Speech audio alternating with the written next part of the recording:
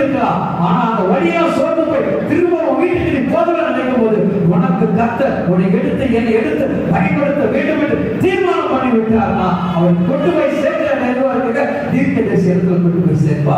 ஏன் தெரியுமா? தீர்க்கதரிசி இடத்துல கொண்டு போய் சேர்க்கிறா, நீ எதிர்காலத்துல என் ஊழியத்தை செய்யக்கூடிய காரியத்துக்காக அந்த தீர்க்கதரிசி இடத்துக்கு கர்த்தர் கொண்டு போகிறார். அழகே பவுலாக கொண்டு அவனை எங்க கொண்டு போனார்? ஒரு தீர்க்கதரிசி கிட்ட தான் கொண்டு போனார். எங்க கொண்டு போனாருங்க? ஒரு தீர்க்கதரிசி கிட்ட கொண்டு போனார். நீ அங்க போ, நீ செய்ய வேண்டியதெல்லாம் சொல்வார். அல்லேலூயா.